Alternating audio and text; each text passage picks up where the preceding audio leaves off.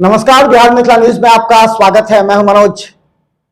जो भी राष्ट्रीय और बिहार स्तर के मुद्दे होते हैं उसमें हम दरभंगा के तमाम संबंधित नेताओं को यहां लाते हैं, अपने स्टूडियो में आमंत्रित करते हैं। उसके बाद फिर हम उनसे कई सवाल पूछते हैं जो आपके होते हैं। हमारे साथ राजीव कुमार मधुकर हैं जो कि बजरंग दल से संबंधित है। इनका चेहरा जाना माना चेहरा है और आज कई महत्वपूर्ण मुद्दे हैं, इससे लेकर के हम आए। आपका स्वागत है मधुकर जी। नमस्कार। सबसे पहले आप इतने आक्रोशित क्यों हो जाते हैं? लोग कहते हैं कि आप बहुत आक्रोशित हो जाते हैं, आपके बारे में चर्चा है। ऐसा तो मुझे कहीं नहीं लगता है कि मैं आक्रोशित होता हूँ। हाँ, जहाँ होने की आवश्यकता होती है वहाँ होना पड़ता है। किन किन मुद्दों पर आक्रोशित हो जाते हैं आप?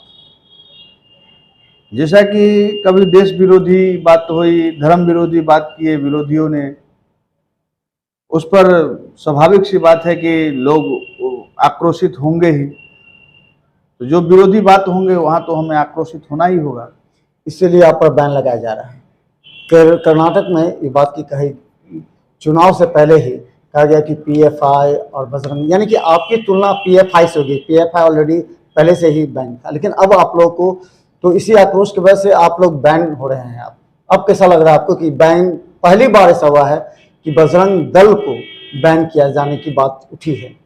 देखिए, मैं सबसे पहले एक बात बोलूँगा आपके चैनल के माध्यम से कि किसी की मैया ने ऐसा बाग नहीं भी आया है जो बजरंग दल जैसे पवित्र संगठन को बैंड कर देगा।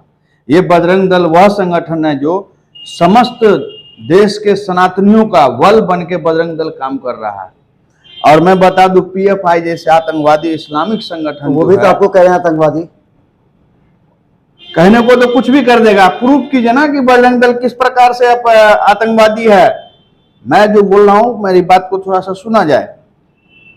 बजरंग दल को बैन करने की जहां तक बात आई है, मैं आपके प्रेस के माध्यम से मैं उन व्यक्तियों से, उन लोगों से पूछना चाहता हूं कि बजरंग दल का जो कार्य है, बजरंग दल तीन विषयों पर काम करती है। सेवा उद्देश्यों पर, सेवा, सुरक्षा और संस्कार, हम लोगों का 3 मूल्य मंत्र है। और विश्व हिंदू परिषद के युवा विंग है बजरंग दल। मुझे ये बताया जाए कि अगर कहीं सुरक्षा की बात हुई तो क्या हम उसकी सुरक्षा करें तो अपराधी हैं? सेवा की भाव हुई, अगर कहीं मैं सेवा का काम किया तो मैं अपराधी हूं। संस्कार की बात आती है तो आपने देखा होगा कि बजरंग दल के कार्यकर्ता ऐसा कोई भी अपमानित कार्य नहीं किया है जिससे संविधान को ठेस पहुंचा हो या राष्ट्र में रहने वाले लोगों को ठेस पहुंचा हो। मैं ये कहना चाहता हूं आपके प्रेस के माध्यम से कि हाँ, बजरंग दल बैंड होना चाहिए। अब उसका रीजन ये है कि ये बैंड करने का उद्देश्य ये है, बजरंग दल सामने वाले को आतंकवादी संगठन इसलिए लगता है कि बजरंग दल सत्य की लड़ाई लड़ती है। गौ हत्या बंद करे, गौ हत्या बंद की बात करती है बजरंग दल, जो पूरे भारतवर्ष में गौ हत्या बंद है। तो बीजेपी का स्टैंड एजेंडा लेकर के आप लोग चलते हैं? ऐसा कोई बात नहीं है कि बीजेपी। सबसे पहले मैं आपके प्रेस के माध्यम से ये बताना चाहता हूं कि ये विश्व हिंदू परिषद, बजरंग दल, जितने भी हम लोग संगठन हैं, ये गैर राजनीतिक संगठन है। इसको राजनीतिक से कहीं दूर दूर तक कोई मतलब नहीं रहता है। हाँ, विचारधारा है। हम लोग एक वोट की जो बात होती है तो एक अपने विचारधारा के लोगों में देते हैं। मैं पहले जो कहना चाहता हूं वो सुनिए। गौ हत्या का बात करते हैं, ये इनको बुरा लगता है। हमारे हिंदू बहनों को लव जिहाद करके बाहर ले जाता है और देश प्रदेश विदेश में उसे बेच दिया जाता है। मैं उसका विरोध करूं तो मैं आतंकवाद हूं। हमारे राष्ट्र धर्म स्थलों पर आक्रमण किया जाता है, मैं उसका अगर विरोध करूं, संगठन विरोध करे तो संगठन और संगठन के लोग आतंकवाद है। हमारे शोभा यात्राओं पर, अनगिनत शोभा यात्राओं पर आक्रमण होता है, हमला होता है, हत्या किया जाता है। अगर उसका बजरंग दल विषय रखे, आवाज उठावे उस पर, तो बजरंग दल के कार्यकर्ता आतंकवाद है, बजरंग दल संगठन आतंकवादी संगठन है। मैं कहना चाहता हूं, गौ हत्या की अगर मैं बात करूं तो गौ हत्या, जहां तक मैं बता दूं कि गौ हत्या पूरे देश भर में बंद है, फिर भी भारत के अंदर गौ हत्या खुलेआम चलता है। अगर मैं इसकी बात करूं तो मैं आतंकवाद हूं।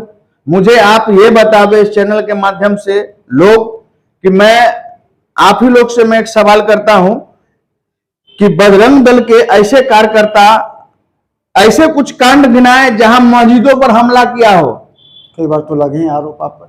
नहीं, मैं वही पूछना चाहता हूं, मस्जिदों पर हमला किया हो, मुस्लिम विवादित बयान करते हैं उसको मतलब हत्या किया हो, उसके घर में घुसकर मारा हो, उसकी जमीन को कब्जा किया हो, और अनगिनत ऐसे आवरण विषय आते हैं जो हिंदू धर्म पर हमला होता है, मठ मंदिरों पर हमला होता है, मठ मंदिर के जमीनों को कब्जा किया जाता है। तो वो लोग आपको कहते हैं कि आतंकवादी आप जो हिंदू मुस्लिम करवाते हैं, आप कहीं भी जाके हिंदू मुस्लिम करवाते हैं, और बीजेपी का जो एजेंडा है कि जो हिंदू वोट को पोलराइज करना वो आप करते हैं, इसलिए आप निशाने पर हैं।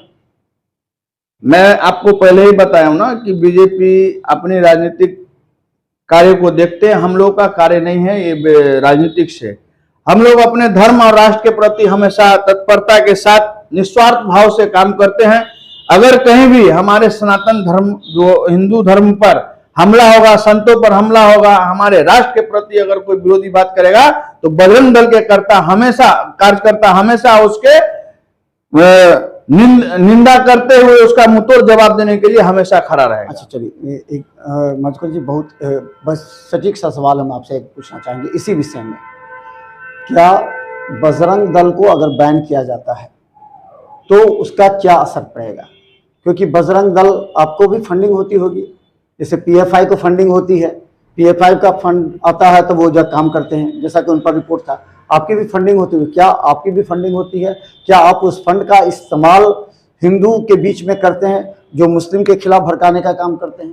तो क्या आप लोग की भी फंडिंग होती है, इसलिए ये आरोप लगा? देखिए, ये अगर कोई लोग बोलते हैं तो ये अनावरण, मतलब कोई इसका मायने नहीं है, ये विषय अनर्थ विषय है, ठीक है। पीएफआई का मैं बात नहीं करूंगा क्योंकि वो हमारे संगठन के लायक ही नहीं और हमारे लायक ही नहीं है उसके कार्यकर्ता जो मैं उसके बारे में उनका चर्चा करूं। मैं पहले ही बता देता हूं, बजरंग दल विश्व हिंदू परिषद जो भी संगठन हिंदूवादी संगठन है, मैं अपना विश्व हिंदू परिषद बजरंग दल का मैं बात करता हूं, इसमें किसी भी प्रकार से कहीं से भी कोई गैर कानूनी रूप से फंड नहीं आती है। दूसरा बात, इसमें हम लोग साल में 2 बार एक अभियान चलाते हैं, धर्म रक्षा निधि, और उसके बाद कार्यकर्ता अभियान चलता है जुड़ने का, धर्म रक्षा निधि और हित चिंतक अभियान। हम लोग 20 रुपया, 10 रुपया, 30 रुपये का हित चिंतक अभियान जो हर एक हिंदू के घर में जितने भी एक एक व्यक्ति के नाम से रसीद कटता है और वो 20 रुपये के 10 रुपये की रसीद रहती है, वो धन संग्रह होता है।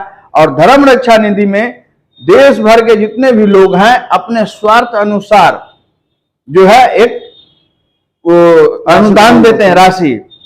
और मैं बता देता हूं, विश्व हिंदू परिषद की ओर से सिलाई मशीन का काम चलाया जाता है।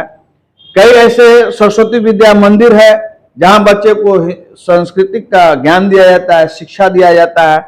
कई ऐसे मैन्युफैक्चरिंग काम है जो राष्ट्र के प्रति सजगता है, उत्साह होता है, उसके प्रति मतलब लोगों के अंदर एक भावना होता है, वो काम चलते हैं।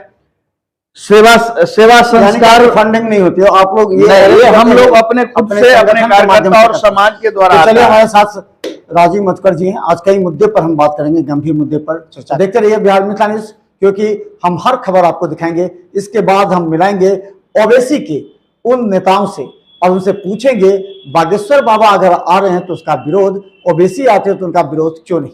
देखते रहिए बिहार मिथिला न्यूज। धन्यवाद मधुकर जी।